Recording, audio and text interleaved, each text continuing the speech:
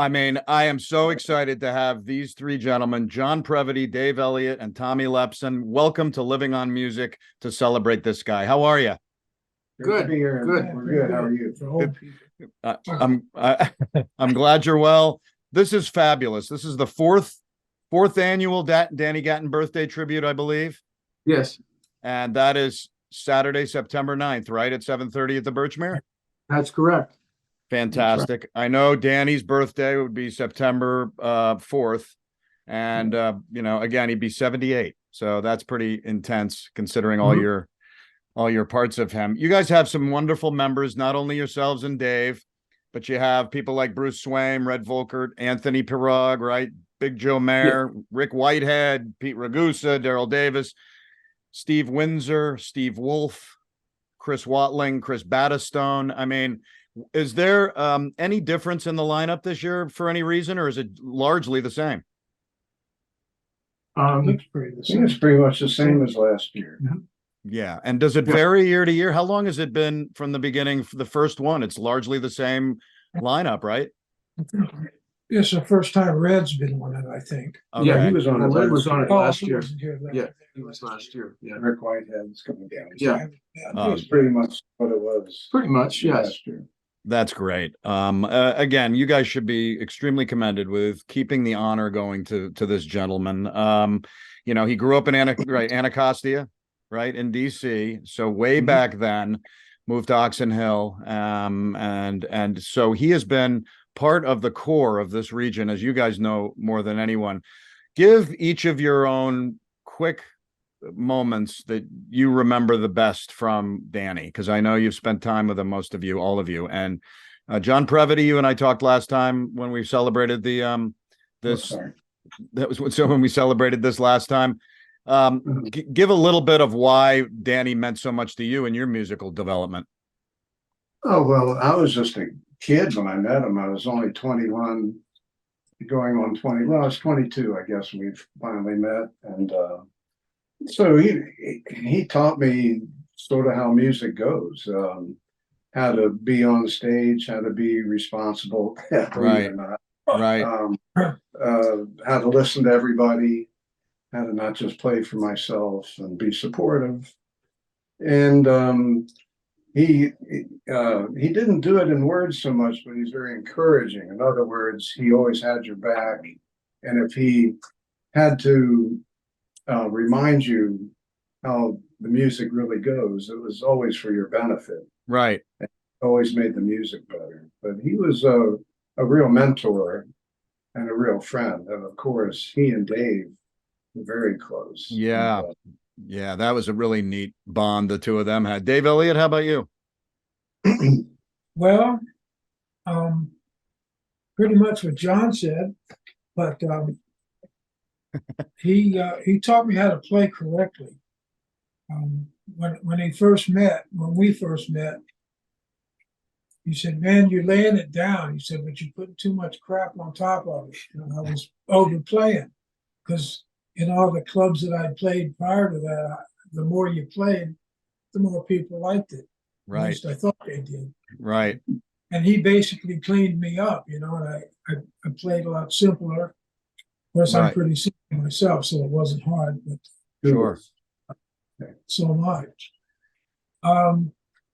And his friendship meant more to me than even the music. And music, I love music, and I always have.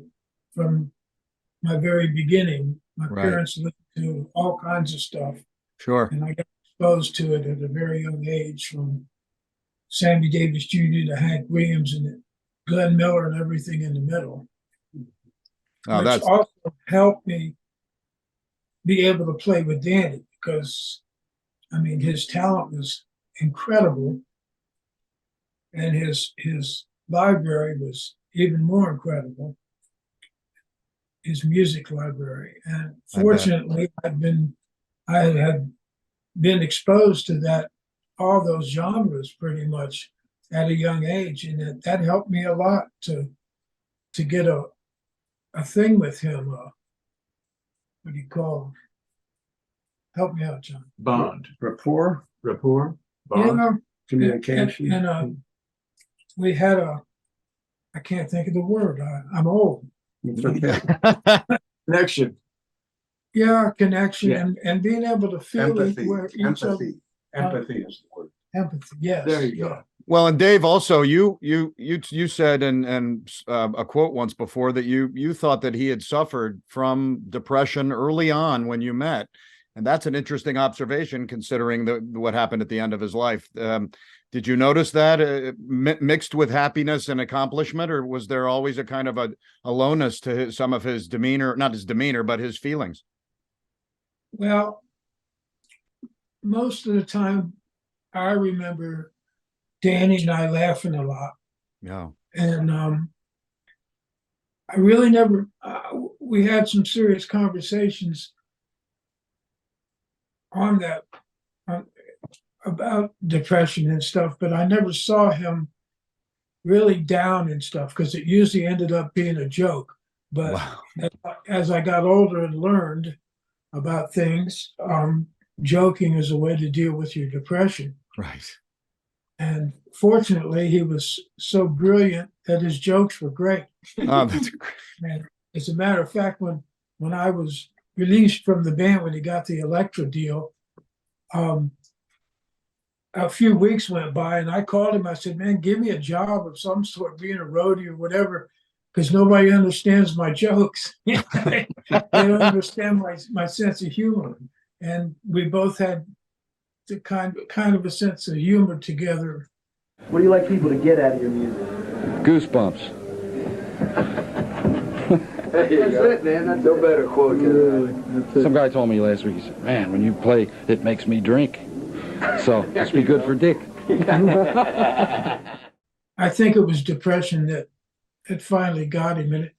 And if you know anything about clinical depression, it has nothing to do with any material things, any money or record deals or fame or anything like that. It doesn't matter Right. what's going on in your life. It's inside. You bet. I hear you there for sure. Absolutely, Dave. Tommy Lepson, your feelings and experiences with the world of Danny Gatton. I would say pretty much in awe of the guy. Yeah. I've known him for some time. I used to work on his equipment for him and repair his stuff and modify things for him. And then he called me to come in to do some recording in the studio for the Elektra records that he was doing. Right. And I thought, geez, I don't, what am I going to do? So I went in there and I said, I don't know what to do, Danny. He says, look, just be yourself. Just play what you play. I said, okay. So I went ahead and started playing some stuff. And he said, yeah, just do that. That's great, man. Just do that. And so he made me feel very relaxed. And all the worry went away. We spent more time talking about cars. Yeah, than the music. And same thing when John and I went down to see Danny, and he was talking about redoing the band, and he said, well, and we were going to do a CD together, and we had like 20 some songs picked out to record, which would have been, really great. So, but anyway, he had the ability to make you feel very relaxed, and he kind of bring out the best in you. Don't worry about it. Just play. Just be yourself. Yeah, that seems to be a common phrase. That feeling of really helping people and moving you forward and stimulating and motivating. Yeah, exactly. He demanded, he expected a lot, but he was supporting you the whole way. Yeah. So we played better, as he would say, we played better than we were. Yeah. Something like that. We sound better than we are. Yeah, that's right. I love that. Statement in many ways. Right. For myself. Me too. Yeah, there are a few things I wanted to just throw your way, and you probably know about all of these well. There's that thing with Boy Wells, the Mark Schultz, who's the musician from DC, who included an hour of Danny playing in his living room on his album called Blue Skies Calling. I don't know if you guys have ever heard about this. Might be something to check out and see if it's. I actually recorded on that album with oh, I love that. I knew somebody was involved. We all grew up in Clinton, Maryland. His name was Mark Schultz. Yes. And his dad and his two uncles ran Schultz's grocery store, and we'd walk there when we were kids. Schultz's Lane. I walked through his uncle's yard to go to elementary school. Did you do the Peanuts thing? No. Yeah, it's probably Schultz. Anyway, yeah, Mark and I go way back. Oh, I love that. His thing talking about it. He said, Danny called me before he died and asked me to put a vocal tape together for his label at the time. He needed a singer. So we remained a friend, and the lesson was in the late 70s, and he'd had it with him in that I thought was a fascinating moment. There are 4 reasons, and these are things that are all over the place that come up, but there are 4 reasons that Danny remains a legend, and you can all comment on each of these. The first is versatility. I mean, he was working sessions in Nashville, recording with Roger Miller and Robert Gordon, began cutting his own records, and then going back and forth. And according to you, John, who played with him, he referred to himself as the Whitman sampler of music. Is that true? Whatever Danny played, everything it could be jazz, country, or whatever, it always sounded like that's all he did. He was always authentic. Right. And, and Dave can attest to this. We did a Fats Domino tune. For me, I felt like it was 1956, and I was playing a Fats Domino. Oh my God! To explain it, but that's what it was. Yeah, whatever genre he played in, it sounded like that, and it sounded like John said. That's all he does. And then you go listen to him again. Yeah, and he's doing 20 different things, and they all sound. Oh, that's Glenn Miller. Oh no, that's Danny. Oh, that's But yeah, he was. And he was unique. I mean, that was the biggest thing about him to me. Nobody sounded like Danny.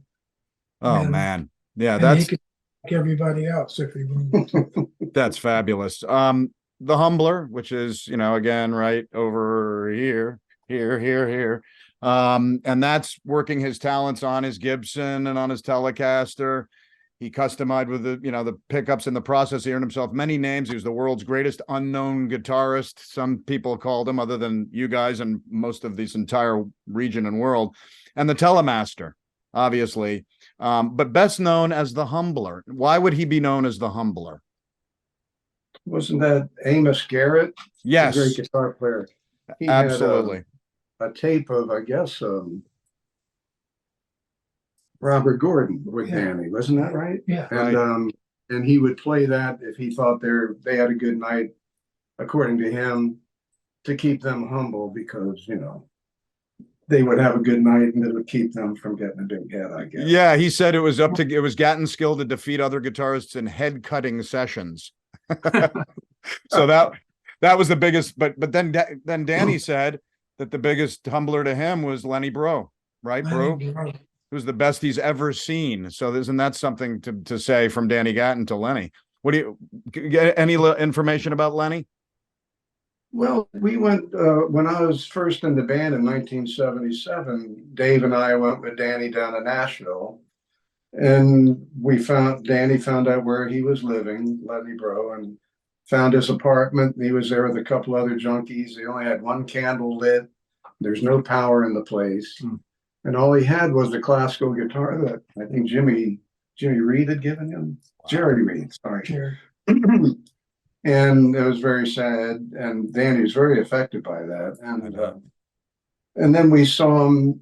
We saw him at a pizza place where he was kind of not doing too well. And then we saw him at some family restaurant where he sounded incredible.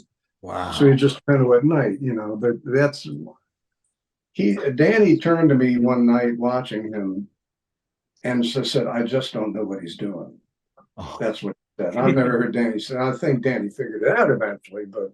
Wow. I remember the first time I saw him play, we were at, I can't remember the name of the place, but it was a pizza place, and we were the only ones there. Oh. We sat like from here to the camera to Lenny, right in the front, me, John, and Danny.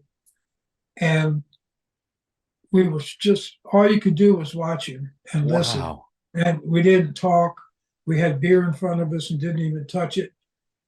And Danny would look at me every now and then and go, "Did you see him do that?" And I'm like, "No." It was like, what did he just do? And I think he's just playing a nylon string guitar with no amp or anything. Yeah. And he asked John to play with him the next night, which he did. Wow. Oh, I my remember God. closing my eyes and holding on. And after I came out of it, but anyway, yeah, Done good. he was like a piano player. He sounded like three guys, you know. Wow. Which Danny could too. And you know, Sure. Danny it did eventually start picking stuff up, but you know, Lenny was out of this world. Sure, it sounds like that. The third of these four kind of, legendary labels on him were slide wizardry. Wickedly talented slide guitarist, obviously on the vacuum tube or the Heineken bottle, he would be up there playing. That is kind of an interesting thing. Talk a little bit about that. Is there any of the slide where it was a major part of his world? I don't think so. It was just a shtick. With the beer, with the beer bottle. Yeah. Yeah, there's the Heineken bottle right there. Playing a Christmas party with him. And it was in the middle of the afternoon, and there were drinks involved. And by halfway through the set, Danny was playing with a candle slide with a candle lit at both ends. Oh God! He had Christmas balls hanging on his guitar, and probably on his clothes too. Because wow, pretty well packed. Oh. It was pretty funny watching him play the slide. And of course, he had wax all over his guitar. I But never saw that. But didn't of course, stop him. Yeah. but of course, Danny did play pedal steel, and he could play dobro and that kind of thing. Sure.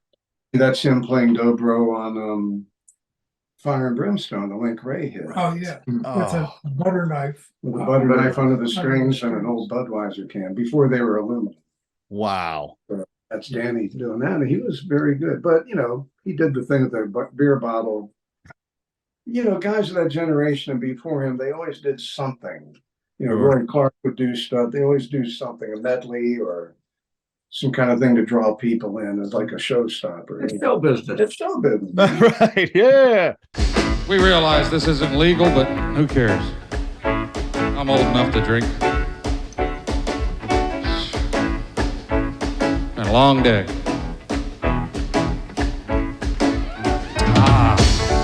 Your brand could be here. Sneaky, wasn't it?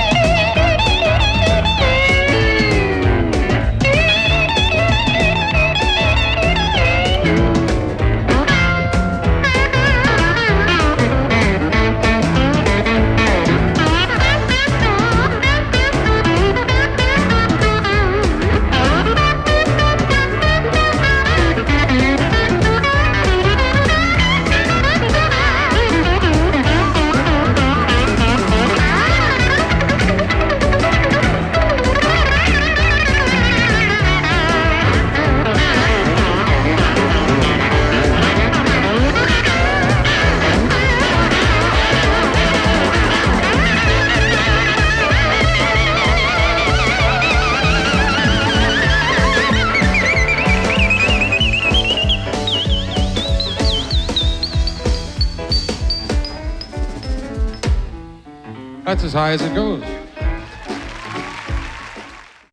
Another element of this legendary kind of status that he has is, as you guys know, the peer recognition. Having admirers like Joe Bonamassa, Vince Gill, Albert Lee, Les Paul, the three of you, Roy Buchanan, Ricky Skaggs. I love Steve Vai, who said Danny Gatton comes closer than anyone else to being the best guitar player that ever lived. Now, can you stand by that thought in some ways? Absolutely. Sure. Yeah, Absolutely. I think so. If you had to just pick one, and Danny didn't think of himself that way, but Right. the thing about it is the more you're around him, the more you would see things. I mean, we had this jazz gig for a while at Gallagher's, and it was like a workshop, and he would play the whole first set. Sometimes he'd just play it with his thumb, like a Wes Montgomery thing, just to do it. It'd be all chord melodies. Wow. And played with his thumb. That's all he'd do. You go, where did you get the time to learn all this? Right. And then we play as fast as we could for an hour straight, just to see what would happen, and which meant I would burst into flame and they would keep going. Right.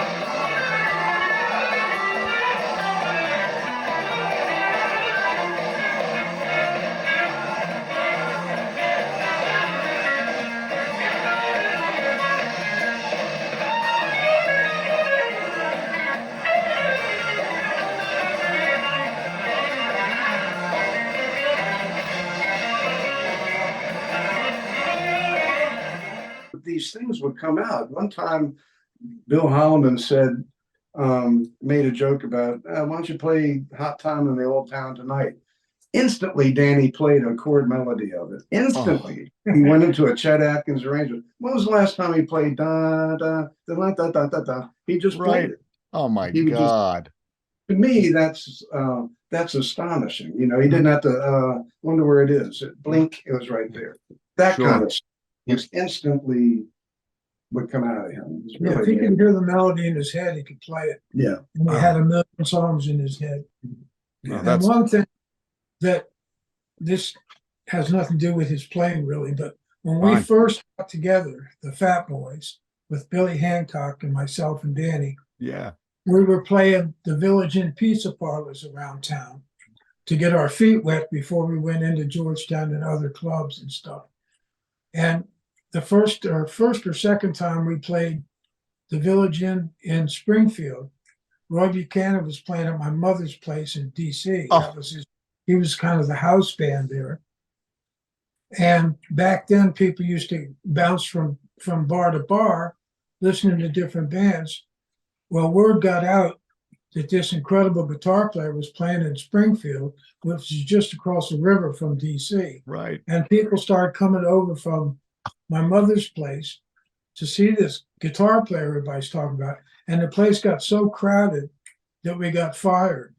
And I swear, I should have known then I was in the wrong business. Every band I was in before that, if you didn't draw any people, you didn't get a gig. Right. But we got fired for drawing too many people. And as strange as that is, years later, probably 15 years later, when these guys were playing the jazz gig at Gallagher's, right, he took the gig to play with his friends on the assumption that they wouldn't advertise it because he just wanted to play with his buddies and have some fun. right. And that went on for a couple of weeks, and before you knew it, he got fired because he drew too many people. They tried to fire. To fire. There are literally people laying on the floor that people had to step over one another. Matter of fact, Joe Pass came to see him there. And Charlie Bird. Oh my God. Well, I mean, and his reputation in this region, thanks to you gentlemen, but also, again, all the people that loved him. But he chose to stay in the Washington area, right? A little bit. I mean, he went to Nashville, he went to other places. Do you think that detrimented his ability to achieve really up into the higher level of where he should be with his ability? Yeah, probably. He told me once that what he wanted to do was play for 4 months on the road, rehearse and record for 4 months, and have 4 months off. He said that would be perfect. Right. But of course that never happened. But that was, I mean, he wasn't against, he didn't want to work too hard, but he wasn't against going out on the road if it was on his terms, which I think he earned, but nobody ever gave it to him. I remember running into you guys at Charlottesville because I was in the Assassins Inn with Jimmy Thackeray. We were playing there. Yeah. And you guys were playing at that place across the railroad tracks with Danny. after your gig, you came over in the parking lot, and I was talking to Danny, and he said, "Man, I'm just looking forward to going home. Yeah. I just want to go home." Yeah, you definitely- I said, "Okay." Oh man, that is absolutely wonderful overviews that you guys providing to people. Now, again, it's September 9th, Yes. a week from this Saturday at Birchmere. I did 2 shows and became buddies with Gary Olsey. And I remember on our first show, we talked about Danny specifically, and he really had some wonderful memories. You have to believe that Danny's presence at the Birchmere was always pretty special, huh? Mm, Oh, yeah. yeah. Yeah. Gary's Yeah. good. He's a Yeah. good friend. It grew with the with the Birchmere his popularity until we lost him. One guy come in and play a lot named Danny Gatton, and Danny's a local legend. Any anecdotes about Danny and his presence at the Birchmere? I know we do. Dave and Tom and the gang do the tributes to Roy and Danny now at your place. A little bit about Danny Gatton at the Birchmere. Fun nights, great, Danny, a great guy. I love to talk old cars. In fact, he and his brother were rebuilding a 49 Mercury for me. Oh, wow. At the time. I think Danny liked old cars better than music. His very last album was recorded at the Birchmere. And that's fantastic. that's a fond memory of mine. I once I ran sound on the original club for about the first 30 years, and Right. I remember once I asked Danny, I don't know why I did it, but I said, "Danny, can't you turn that down just a little bit?" And he explained something to me that I learned in a lesson in life was, but he said, "Gary, I can't get the tone. I can't get what I want to hear." But you know what? He turned the amp around, facing the back of the stage, and because the Birchmere was a very small room, that second one, and Right. if that amp was hitting you in the head, I mean, yeah. But anyway, One time we got a phone call from someone who said, "I'm really enjoying the show." And now this is before the days of cell phones, so I didn't know what the person meant. She said, "Yes, I live across the street. Mr. Gatton is a tremendous guitar player." I said, "Ma'am, I hope you're not going to call the police." "Oh, no. I just wanted to tell you how wonderful it sounded." Oh, I love that. Well, you know what? We've got a clip of Danny, 1988. So it's the year that, Michael, you joined. I think right around the time of this clip. This is Danny Gatton at the second Birchmere location, ripping it up. I bet the neighbors heard it across the street. Let's check this out.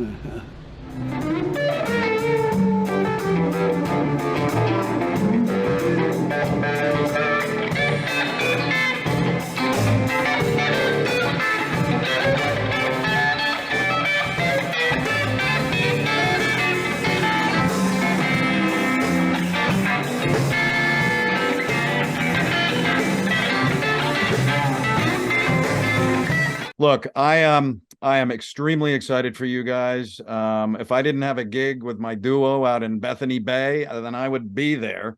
But I'm sure people will sweep into this. Again, it's Saturday, September 9th, 7:30 at the Birchmere. Again, give one last little comment here. Why do you think people will, flourish to come in and hear music of Danny Gatton? John? Because he's got something for everybody because of his authenticity and versatility. He's way beyond versatile, but yeah. Right. And you guys convey that beautifully. Dave, what should bring people in to see Danny Gatton's music? Well, I guess basically a lot of people have heard about him since his passing. Right. And they want to know who this guy was. And being local, people will come and see the guys that played with him and try to get a handle on who he really was. Yeah, that's it. I hope it's that interesting to people. Absolutely. Tommy, your thoughts too about this? Pretty much what Dave said. I mean, we're trying to represent Danny's music and you know, bring stuff to life on stage there and have fun, you know, celebrate his birthday. And can I put in a plug real quick? Oh, anything. Yeah, well, Dave and I did this here at my house, and John's on it.